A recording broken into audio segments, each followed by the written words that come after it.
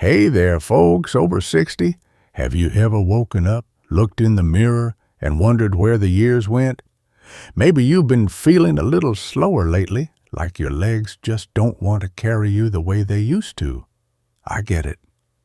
A few weeks ago, I heard about a 71-year-old man who passed away early one morning, and it hit me hard.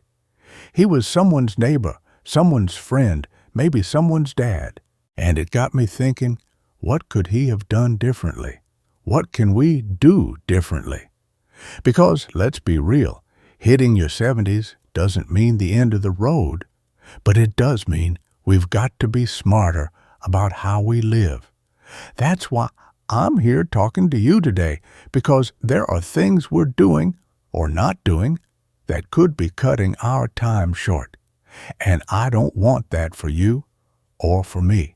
See, I've been digging into this, talking to folks who've made it well past 70 with energy and spunk, and I found there are 6 big things we need to avoid in our 70s if we want to keep going strong.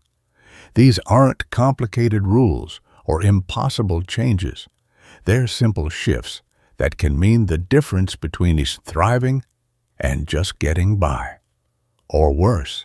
So let's walk through them together, you and me, like we're sitting down over a cup of coffee, figuring out how to make these years the best yet. We're going to start with a couple that hit close to home, because there are things we might not even realize are dragging us down. First off, let's talk about sitting too much. I know. It's easy to sink into that recliner after dinner, flip on the TV and call it a night. Maybe you've got a favorite show, or you're just tired from the day. But here's the thing. Sitting for hours on end is like telling your body to shut down early. Your legs, your heart, your whole system, they need to move to stay alive. I talked to a lady named Betty from Ohio. She's 74, and she told me she used to spend half her day in her armchair, knitting or watching game shows. Then one morning, she couldn't get up without a sharp pain in her hips. Her doctor told her flat out too much sitting was weakening her muscles, stiffening her joints, and putting her at risk for a fall that could have been the end. Now, Betty's no athlete, but she started setting a little timer. Every hour, she gets up, walks to the kitchen, maybe does a lap around her living room, nothing fancy, just moving. And she swears she feels 10 years younger. You don't have to run marathons or anything. Honest, I'm not asking you to, but try this. Next time you're settled in, stand up every 30 minutes or so. Stretch your legs, shake them out, maybe grab a glass of water. It's not about exhausting yourself. It's about keeping the blood flowing so your legs don't give up on you. Because when they do, it's not just a stumble. It could be the start of something we can't come back from. Betty's still here because she moved, and I want you to be too. So, what do you say? Can you give that a shot today? Tell me in the comments if you're with me on this. I'd love to hear how it goes. Now, let's shift gears a bit and talk about something we all love but might need to rethink. Sugar. Oh, I feel you. I've got a sweet tooth myself. A slice of pie after dinner, a handful of candies while chatting with friends. It's comfort, right? But here's the catch. Piling on the sugar in your 70s is like pouring sand into your engine. It messes with your blood sugar, saps your energy, and makes your body work harder than it should.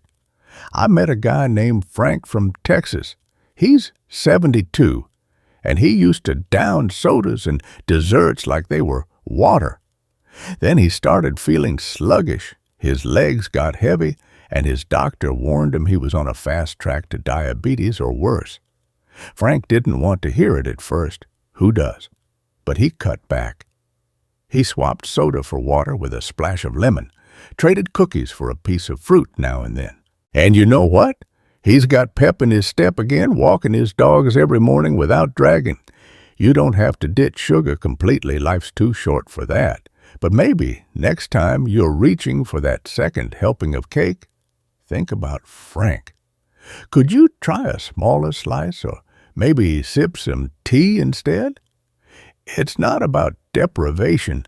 It's about giving your body a fighting chance. Those little swaps add up, keeping your energy steady so you're not crashing when you need to be up and about. Because if we're not careful, sugar's not just a treat, it's a thief, stealing years we could be enjoying. I'm curious, do you have a sweet habit you might tweak? Drop it in the comments. I'd love to know what you're thinking. So, we've talked about sitting too much and loading up on sugar, two sneaky habits that can wear us down faster than we realize. But there's more to this. Things we're doing every day that could be tipping the scales the wrong way. Let's keep this conversation going because the next couple of things we need to avoid are just as big. And I've got some stories that'll make you sit up. Well, not too long, right? And take notice. So, we've been chatting about how a 1-year-old man's passing got me thinking about what we need to steer clear of in our 70s to keep living our best days. Sitting too much and loading up on sugar can sneak up on us, wearing down our bodies when we least expect it. But there's more to this story, more everyday habits that might seem harmless until they're not. Let's keep this going, you and me, because the next couple of things we need to avoid are ones I bet you've wrestled with too. They're close to home for a lot of us, and I've got some folks to introduce you to who learned the hard way, so we don't have to. Let's start with skipping sleep, or at least not getting enough of it. I know how it goes. Maybe you're up late watching the news, or your mind's racing about the grandkids, the bills, or what tomorrow's going to bring. Sleep starts feeling like a luxury we can push off. But here's the honest truth. Cutting corners on rest in your 70s is like handing your health a pink slip. Your body needs those hours to repair itself, to keep your heart ticking steady and your mind sharp. I talked to a guy named Harold from Pennsylvania. He's 73, and he used to pride himself on getting by with 5 hours a night. He'd say, "I've got too much to do to waste time sleeping."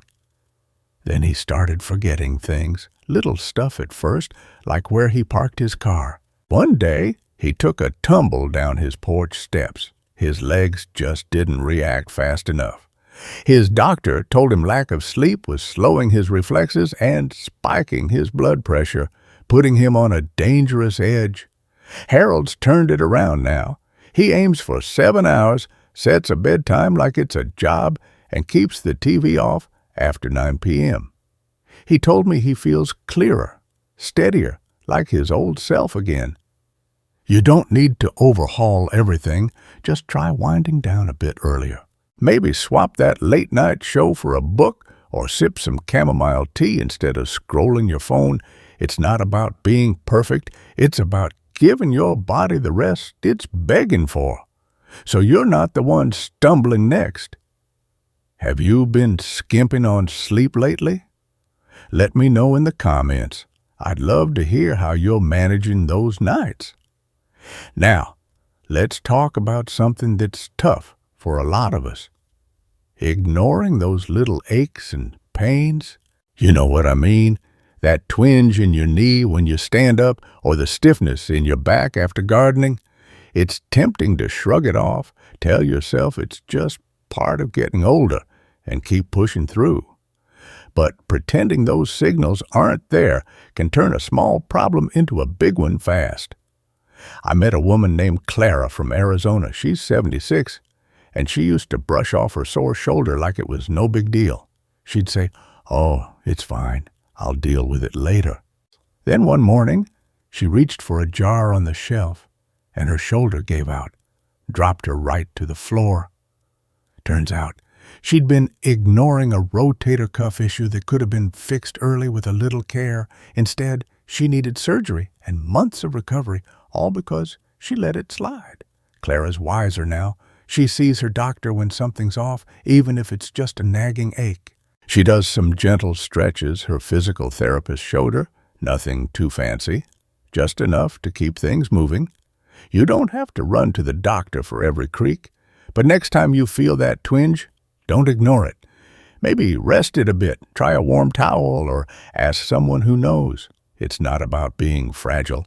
It's about catching trouble before it catches you. Because those little pains, they're your body's way of waving a flag. Listen, and you might save yourself a lot more hurt down the road. What's one ache you've been shrugging off? Drop it in the comments. I'm curious to hear your story. We've covered some ground here, from dodging too much sitting and sugar to making sure we're not shortchanging sleep or brushing off pain. These are the kinds of things that can quietly stack up against us, especially in our 70s when we've got to be a little more on our toes. But there's still a couple more habits we need to watch out for, ones that might surprise you with how much they matter. Let's keep this rolling, because I've got some thoughts and a couple more folks to tell you about that'll tie this all together. So here we are, talking about what we need to sidestep in our 70s to keep the good days coming. All because a 1-year-old man's passing reminded me how fast things can change. We've already covered how sitting too much, loading up on sugar, skimping on sleep, and ignoring those nagging aches can chip away at us. But there's still a couple more things we need to watch out for, habits that might seem small until they're not. Let's keep this going, you and me, because these last two could be the difference between feeling like you're 70 going on 60 or the other way around. And I've got some folks to share with you who've been there, so we can learn from them together. First up, let's talk about stressing over things we can't control. I know it's easier said than done. Maybe the kids are struggling, or the news is full of gloom, or the weather's messing with your plans again. It's natural to worry, especially when you've seen a lot of life and you want everything to work out. But here's the kicker. Letting stress run the show in your 70s is like pouring fuel on a fire you don't need. It ramps up your blood pressure, tightens your chest, and wears you out faster than you'd think. I met a guy named George from Colorado. He's 75, and he used to spend hours fretting over his son's job troubles, replaying every phone call in his head. One night, he woke up with his heart racing, scared out of his mind. His doctor said stress was pushing him toward a heart attack, and George didn't even see it coming. Now, George has got a different approach. He can't fix everything, and he's okay with that. He takes a walk when the worrying starts, or he sits on his porch with a cup of tea, just breathing deep. He told me it's like letting the storm pass instead of standing in it. You don't have to be a Zen master or anything. Nobody's expecting that. But maybe next time you feel that knot in your stomach, try stepping away. Put on some music you love. Call a friend to laugh about something silly, or just close your eyes for a minute. It's not about ignoring life. It's about keeping your strength for the stuff you can handle. What's one thing that's been stressing you out lately? Toss it in the comments. I'd love to hear how you're dealing with it. I'd love to. Now, let's wrap this up with something we all face. Trying to do too much on our own. I get it. We've spent decades being the ones who figure it out, who take care of everyone else. Asking for help feels like admitting defeat, right?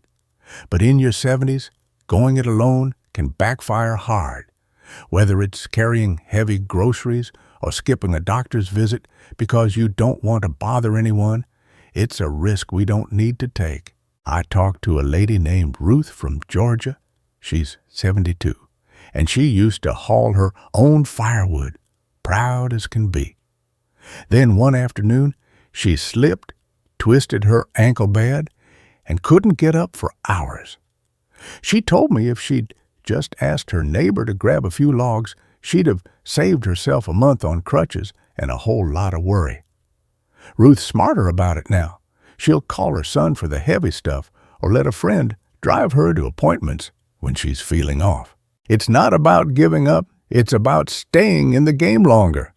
So next time you're tempted to lift that big box or tough it out alone, think about Ruth. Could you ask someone to pitch in even just a little?